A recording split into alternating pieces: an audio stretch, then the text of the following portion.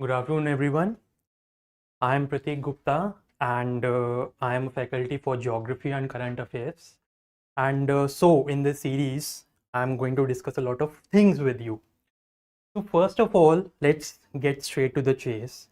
You might have, if you have been following the newspapers regularly, so currently there is a conference of parties 28 going on at Dubai, that is UAE, in which India has been also a part of. India is planning, or India aspires to be one of the global leaders in terms of leading climate related advancements or mitigating climate change.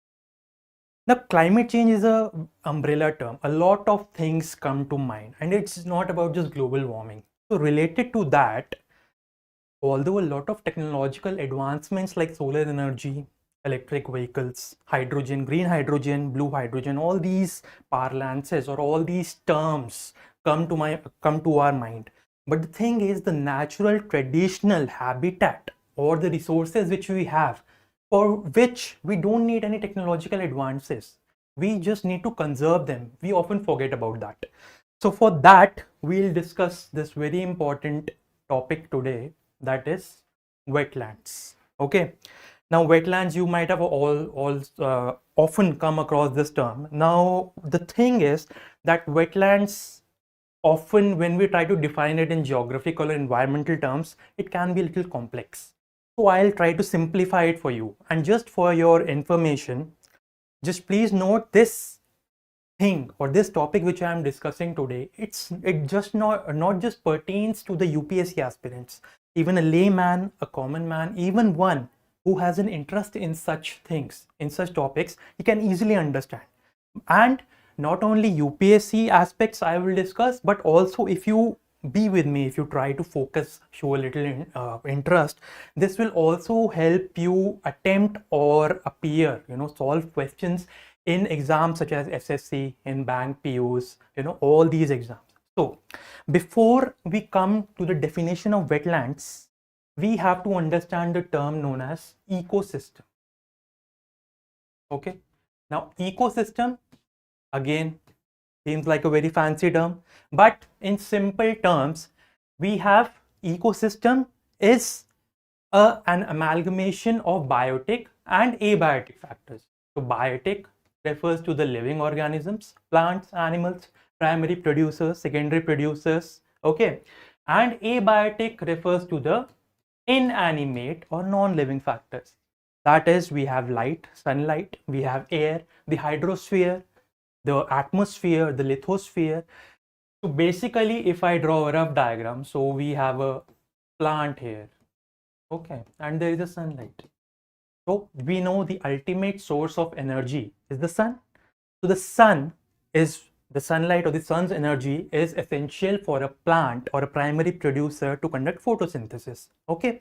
And then in turn, after preparing food by the process of photosynthesis, the consumers and the secondary consumers, they consume this and produce energy, and ultimately when these producers and consumers they die, they get decomposed by detrivores, and then again this cycle, the carbon dioxide, all these nutrients are recycled.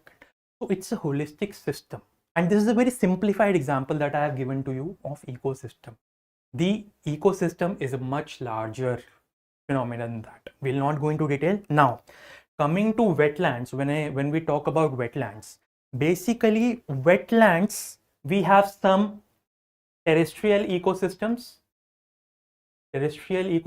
such as forests, we have rainforests, we have grasslands, we have desert landscapes. So these are terrestrial, pertaining to land. Then we have aquatic ecosystems, or where we have the oceans, though all these fish, shark, whales, so all these they aquatic. So wetlands, these lie somewhere in between. There are some keywords that you need to be aware of. Transitional. So when you are attempting a UPSC question or you are trying to explain this to someone, then you will not say wetland comes in between aquatic and land-based terrestrial ecosystems. It is a transitional ecosystem. So in simple words, a land area which is saturated with water, not flooded with water, saturated. The official classification or definition is up to 6 meters. So shallow, there is a land, it is covered, shallow covered with water. Now that can be provided, the water can be provided either by rainfall, either by groundwater, either fed by streams, and there are even coastal wetlands also. For example, Chilka Lake, Odisha. So it's a lagoon. Vembanad Lake. Vembanad is very famous for the kayals or the backwaters and the snake boat races. It is very famous for that. So with the help of maps also, I'll try to make it very interesting. So this is basically what is wetland. How it is different from a lake. So first of all, before that, how the structure of discussion for any topic is very necessary to understand it. I can just pound you with information, lots of information. Okay, we have this wetland, that wetland, and lots of positives, negatives. But if you get the structure, you can easily compile the data and put it in your own words. So already we have discussed what is a wetland.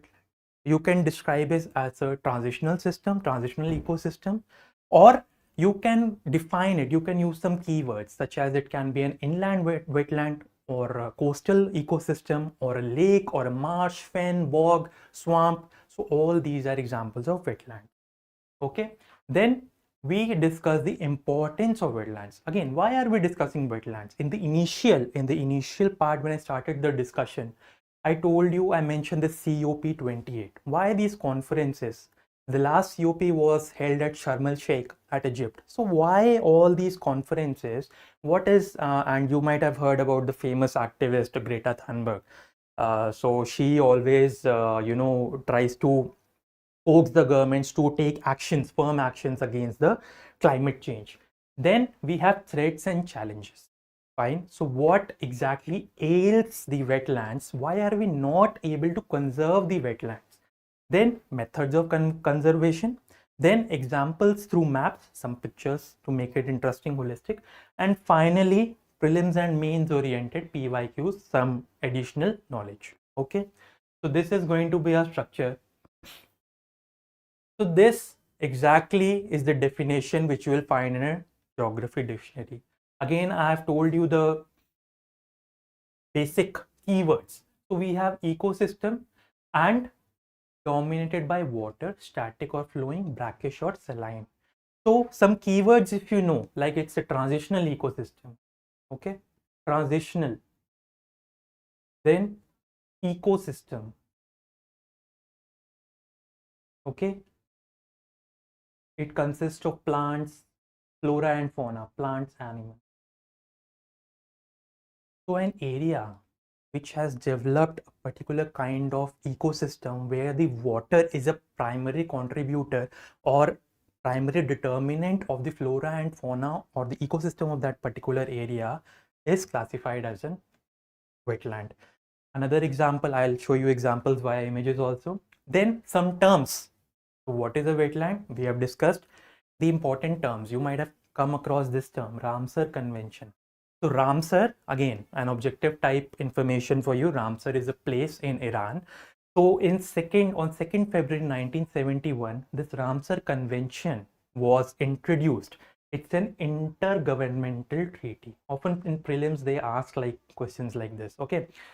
So it is an intergovernmental treaty which encourages or it coaxes, persuades the various governments who have been signatories to put in efforts to conserve the wetlands. And the wetlands can be notified by the governments. Various types of water bodies can be, ecosystems can be signified or denoted as the wetland. But those wetlands which the Ramsar Convention considers of ultimate or very important, they are included in the Ramsar Convention. So example, I have already given you, like we have the Wooler Lake, the Loktak Lake, Bhitar Kanika, Chilka Lake. So we'll discuss some pictures also. Then related to the Ramsar Convention, we have the Montreux Record. Now, once a wetland has been introduced or signified, it has been in the Ramsar Convention, the responsibility of the government or the people does not end there. If alterations if a wetland is threatened, if that particular Ramsar site is threatened, if alterations or destruction or degradation of that wetland is taking place, the flora and fauna are not being conserved, it is being degraded. So that then comes under the Montreux record. Okay. So currently in India, there are two Ramsar sites, the Loktak Lake, which is in Manipur, and Keoladeo National Park in Rajasthan, which are under the Montreux record. Earlier, Chilka Lake, sometime back, Chilka Lake was also denoted under the Montreux record, but due to conservation efforts, it has been again relocated, it has been removed from the Montreux record, and again, due to the conservation efforts of the government and the local communities, it has come under the Ramsar Convention. So that is what the exact purpose is. Then some stats: globally, wetlands cover 6.4% of the geographical area of the world. In India, if we consider the total area, what is the total area? You might have read in geography 6th class NCERT, 3.28 million square kilometers. So out of 3.28 million square kilometers in India, if you try to calculate the area which constitutes the wetland, it comes somewhere around 4.6%. So these are just stats, because when you're explaining or writing an answer, if you just go about, okay, wetland is this, wetland is that, this, you have to substantiate your answer or substantiate the importance of the topic which we are discussing or pertaining to the answer which you are writing. You have to substantiate with some. Fine. So moving on. So some icons I have, like definition, biodiversity, conservation. Okay. So next, some examples. Okay, so this is to just to make the slides interesting. So like I gave you an example of, this is an example of wetland. So Wooler Lake. Now you might say, it's a lake, so why is it a wetland? So again, important thing is that although lake is also saturated with water, but Wooler Lake, there is a lot of biodiversity which is associated with it. So Wooler Lake is a type of wetland. It is in Jammu and Kashmir. Then we have Keoladeo National Park. So this is an example, like we have the these flamingos. So flamingos, they form, you can see this biodiversity. It's the ecosystem working in tandem with each other. Okay, biotic and non-biotic factors. So this is also national park, but it also is classified as a wetland. And due to its very important nature, it is specified as a Ramsar site. Then we have Chilika Lake, Odisha. So here, the Chilika Lake, although it's a lagoon, it's a saltwater lake, but it also harbors various tremendous amount of biodiversity. Then we have Sambhar Lake. Now it's a saltwater lake, okay, in Rajasthan. So you might say, how is it a wetland? It also supports biodiversity. Then Loktak Lake. Okay, if you study the 11th class NCERT, this Loktak Lake is that India physical environment, this Loktak Lake is very prominent. And then one more example is Bhitarkanika. Bhitarkanika is a wetland. You can see this special type of landscape. These are actually mangroves. Okay, we'll not go into detail what mangroves are. So this is in Odisha. So currently there are 75 Ramsar sites in particular. Now, for the prelims point of view or any other objective type exam, you don't need to memorize each and every one of them. If you regularly follow the news, the wetlands which are recently denoted or recently notified by our government, they are of prime importance. And once or twice you give a read to the list, you can find this list on various sites. But if you're interested, I can also provide you with a PDF. So moving on. Now next we had importance of wetlands. Now this nature's kidneys. Often when we discuss about geography or environment, one thing you might have, like we discuss the mouth of a river, the foot of a mountain. So geography has a very innate relationship with the human physiology or human anatomy. Similarly, they act as nature's kidneys. Now there is a logic behind that, because the ecosystem of the wetlands, the aquatic plants, they function by filtering the pollutants. Okay, so whatever salts, additional pollutants, additional nutrients they are, so they filter that part out of the ecosystem and they try to maintain a balance. So that is one importance. Okay, then protections from storms and floods. So an easy example I'll give you. So if we have a piece of land and it is bereft or devoid of any type of vegetation. Any kind of flood will occur, any kind of torrential rainfall will occur, it will blow the soil away, gone. But if we have plants, if we have trees, and particularly an entire ecosystem in the form of wetlands which is functioning in tandem simultaneously, then it will block the storm waters and prevent the soil from being eroded. So the communities, the inhabitants also which are dependent, the citizens which are living in that area, that is also, they will also be protected. So this is some stats. 1.5 million gallons of flood water can be stored by 1 acre of wetlands. Okay, so floods, filtration. Then we have economic value, $23 billion. We have so many, when we talk about floods, when we talk about storm surges, cyclones. So recently you might have heard of this cyclone Michong, which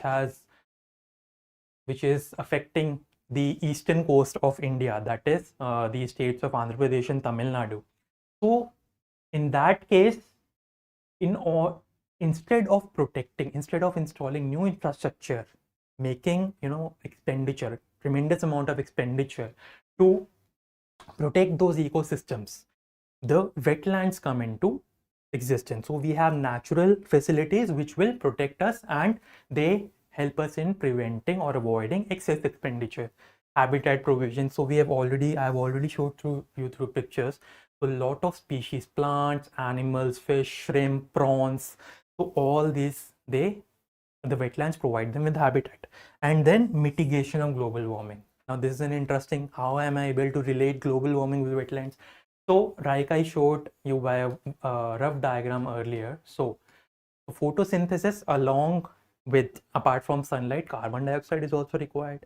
So it absorbs more the number of plants, better the condition of the ecosystem, better the absorption of carbon dioxide by those plants. And that helps, that acts as one more keyword. Just don't worry about keywords. As we go along in this series of current affairs, you will easily be able to relate to it. So they act as carbon sinks. So mitigation of global warming, 8.1 million tons of CO2 are absorbed by US wetlands each year. Fine. Then moving on, some more. So commerce and industries, fisheries, like I gave you an example of a lot of faunal species, the shrimp, fish. So the wetlands provide the world with nearly 2/3 of the world's fish harvest. So it is very important to sustain livelihood, sustain commerce and industry. Then livelihoods, not only the industry, the timber, fuel wood, the local needs of the villagers or the tribal people, wetlands cater to that also.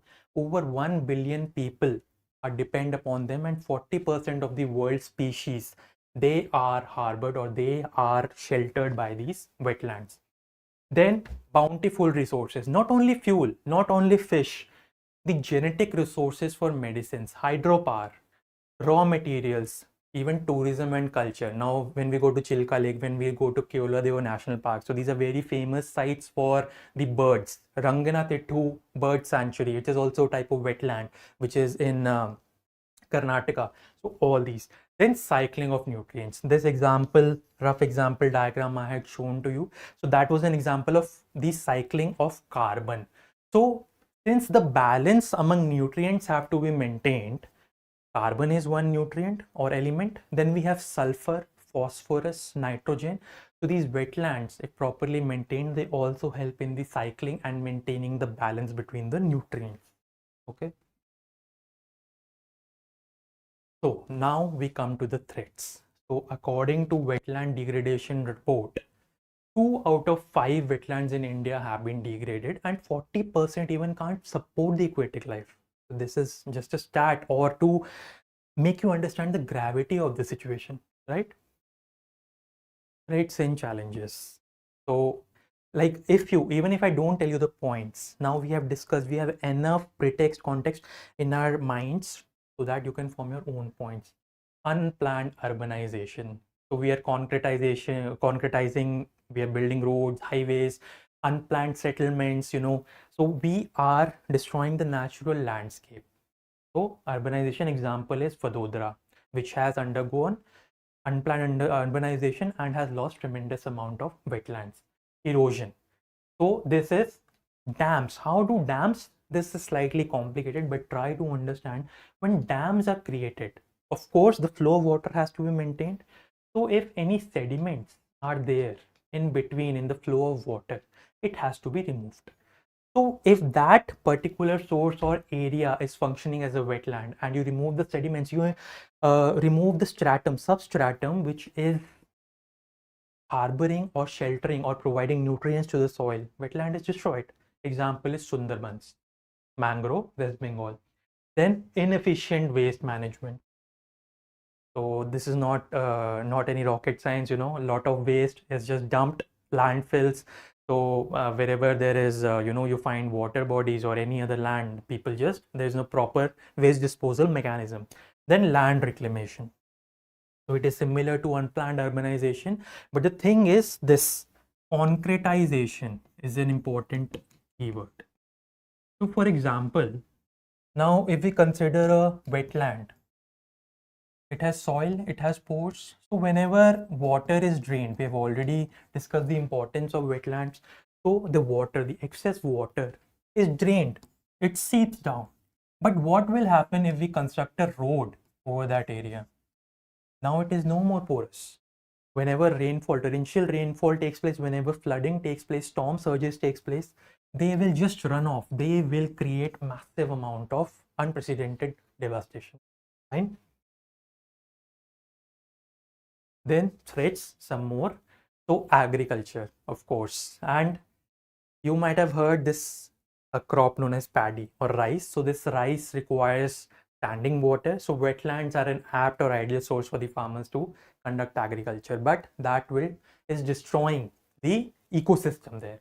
Climate change, excess precipitation, excess warm days, so floods, droughts, sea level rise. So we have coastal wetlands also. So they also will disturb the ecosystem of the wetlands. Invasive species. This you will often come across this term in this geography and environment. You might have heard of this water hyacinth and salvinia. So these, why these are threats? Because the natural plants or the flora which belongs to a particular ecosystem, if these species are introduced alongside them, they will compete with nutrients. Okay, and then salinization. This will not discuss in detail, slightly it is scientific in nature. So this is just a variety of points. Why I'm giving you this? Because whenever you're writing an answer in UPSC mains or otherwise, you need to make the examiner sure that the person, the candidate, if you as a candidate is writing the answer, you know a lot of aspects. It is not a story writing contest in a UPSC mains. So you have to provide as diverse mechanisms as possible, as diverse dimensions as possible. So you can see how many examples out of this, how it is being linked. We have linked geography, we have linked economy, we have linked environment, we have linked social issues in the form of livelihood. So you can link the entire UPSC syllabus with this one topic. Fine. So a recent case study is a very example, very important. So in July 2023, those who are living in Delhi like I am, so I happened to witness this. This is the Red Fort area. So this was flooded, massively flooded during the July 2023 floods. So there also you might have heard about this Yamuna floodplain. So it also acts like a wetland. So these wetlands, they have been not maintained. The drainage plans are outdated. They have been encroached by various settlements. Okay, so because of that, that is one of the reasons why the excess storm water, although a lot of rainfall took place, torrential rainfall took place all of a sudden, but the wetlands, if they had been properly maintained, they would have benefited or they would have aided and not caused such a wide amount of destruction. So development, they have not been properly notified by the government or the authorities. So this is one case study. Examples are very important, so that. And another example, Karnataka, Bengaluru. Okay, now Bengaluru is not a coastal site, and also it is relatively receives less rainfall as compared to a place like Mumbai. But it is a catchment of lakes. Lot of lakes are present there. One lake you might have heard of in the news is the Belandur Lake, which is often in news. So it has become very notorious because it used to serve as a wetland, but due to the lack of conservation efforts or conservation of the species of the flora and fauna, the ecosystem, whenever slightest amount of rainfall takes place, flooding takes place, and all of the livelihood or the a total catastrophe takes place. Then methods of conservation. So you can see the structure which I narrated. We are going straight according to that. So some conservation measures. Obviously, this discussion has been going on long enough, so I'll try to be brief. So one is the Ramsar Convention. Okay, so Ramsar Convention, and if the Ramsar Convention, those sites or the wetlands which have been notified in the Ramsar Convention, but they are not being protected or conserved by the way that is determined or that is decided by the Ramsar Convention, they come under the Montreal's record. Then statutory protection, we have a law in India, wetlands conservation and management rules. So these keep on getting updated. For that, you have to refer to polity also. So recently in 2019, it was updated. So there were various wetland distinctions or categories made, like differences in marshes, estuaries, deltas, so that conservation efforts are streamlined. Then a recent very example in the budget 2023, which our Honorable Finance Minister Srimati Nirmala Sitharaman ji announced is Amrit Dharohar. So it is a government initiative aimed exactly or precisely over the conservation of wetlands and wetland management. Then we have other conventions like Conservation Wetlands International also. So these are the basics, and you can manipulate or these points can be manifested and they can be explained. So these are some of the ways of conservation. Okay, then status of wetlands, or example, some facts for prelims or you can say objective type questions. So I have already told you this, two wetlands in India under the Ramsar Convention. They are in Montreal's record. One is the Kyola Deo National Park in Rajasthan, which is also a bird sanctuary. Then one is Loktak Lake in Manipur. Then India has, this also I had narrated or discussed with you in the initial part, 4.6% of its land as wetlands. Then as of May 2023, there are 75 Ramsar sites. Now, whether that has been intended to coincide with the Azadi Ka Amrit Mahotsav, 75 years of independence or not, that you don't have to think about. You just have to keep in mind, you have to keep reading the current affairs regularly and keep reading in mind what wetlands are there in news. I'll give you via the help of a map some recent examples also. So 2,400 Ramsar sites all over the world. The greatest area, Bolivia. Bolivia is a country, is a landlocked country in South America, and countries with most Ramsar sites. Okay, so they are in UK, United Kingdom, and Mexico.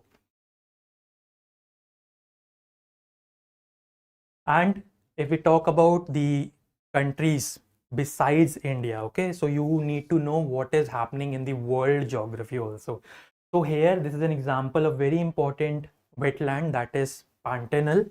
So if I just enlarge it a bit, so this is an example, an image of the Pantanal wetland. This is a species, the faunal species in this Pantanal wetland, capybara. And just for making things interesting, so this, I had this country, this is a landlocked country, Bolivia. Okay, one of the largest areas under wetland. This purple shaded area, this is the Pantanal wetland. It was in the news quite recently because of lack of conservation efforts. So this, you have Brazil, this is Paraguay, again another landlocked countries, this is Peru, and we'll not go further into discussion. Okay.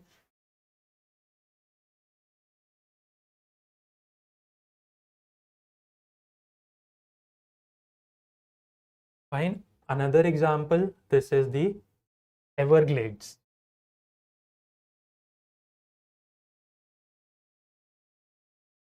Okay. So these is the Everglades. If you can see the map, this is Florida, one of the 50 states of United States of America. So at the bottom, this is another example of an international wetland.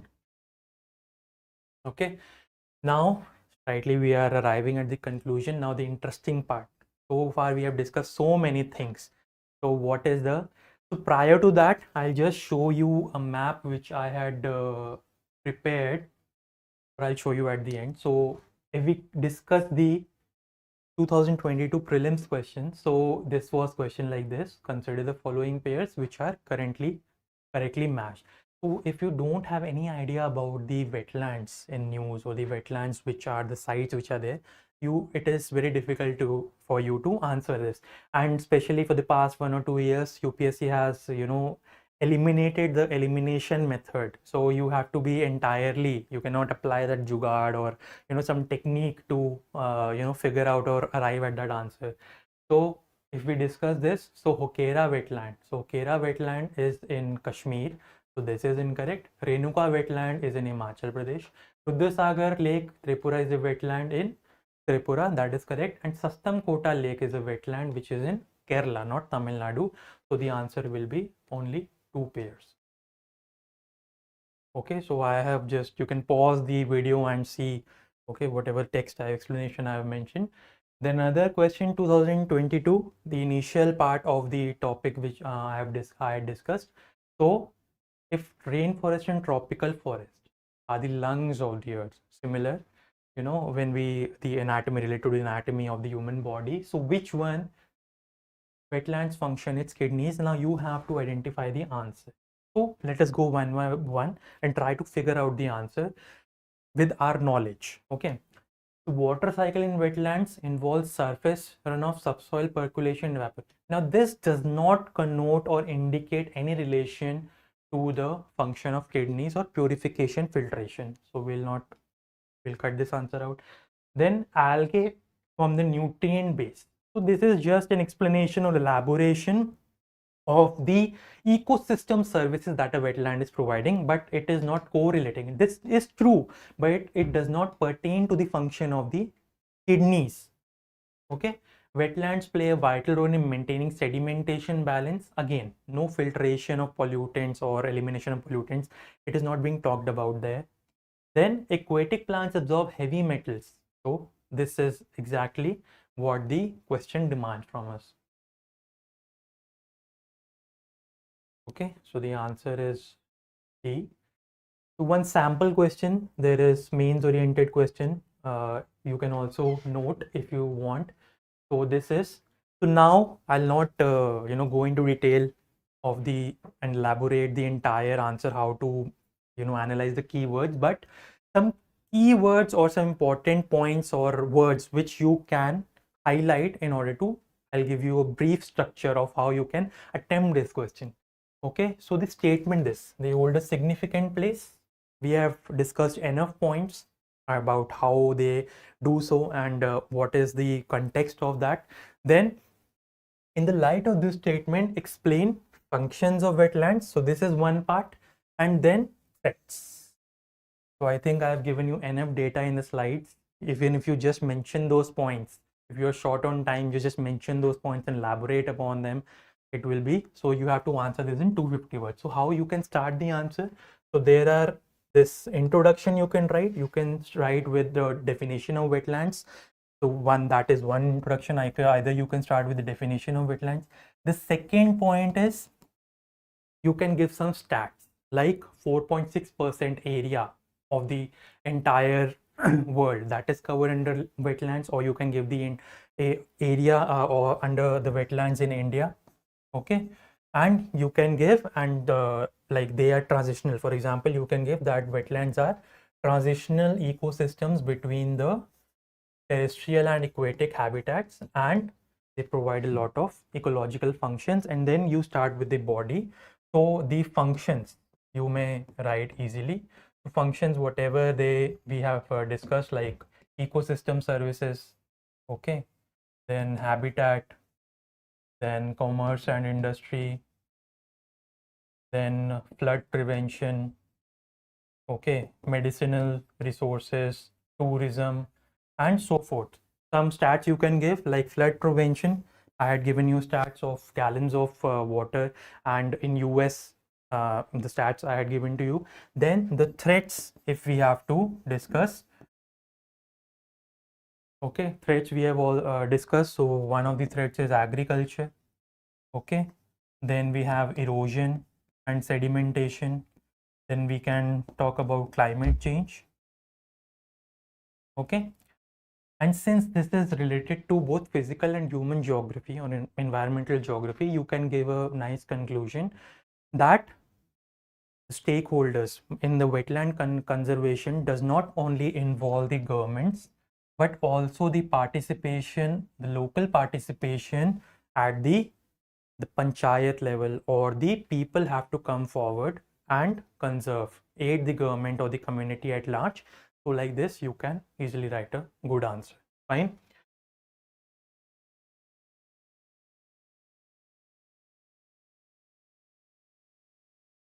And before concluding, I'll just,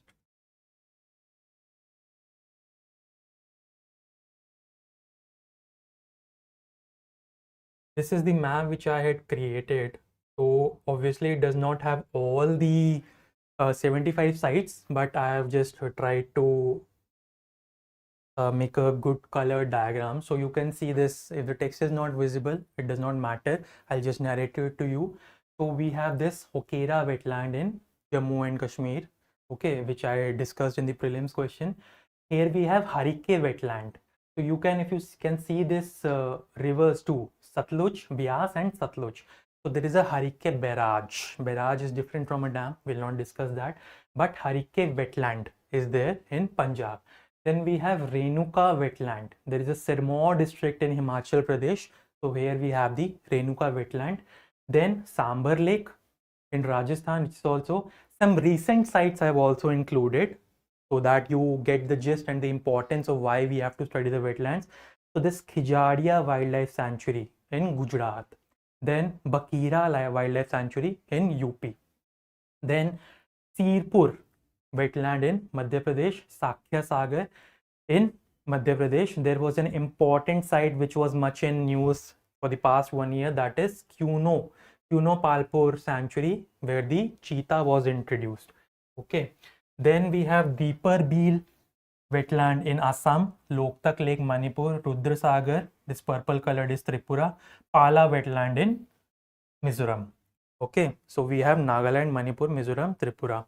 Then Satkosia Gorge in Odisha. Satkosia is a river. And then we also discussed in one of the examples the Bhitar Kanika mangrove. Okay, that is also in Odisha. Then lot of wetlands are there in the south. So we have Nanda Lake in Goa. Ranganathitu we talked about, that is a bird sanctuary and also wetland in this Karnataka. Vembanad Lake, the snake boat race. Sastamkota Lake, also asked in prelims. Then Pichavaram mangroves, some of the mangroves and some forests and some wildlife sanctuaries are there in the Tamil Nadu section also. Fine. So Benjamin Franklin, you might have heard of it. So when the wells dry, we know the value of water. Similarly, we're not talking about a well, but a wetland, but that is what the main gist or the main message of my lecture today is. That is, just like a well dries up, so we really appreciate, we really miss what we have, what we should have done. Similarly, wetlands are such an entity which need to be conserved in order to solve a lot of current of our problems. So with that, we'll conclude for today this topic. I hope you liked the topic. You can ask any questions if you want, and till we meet next time. So Jai Hind.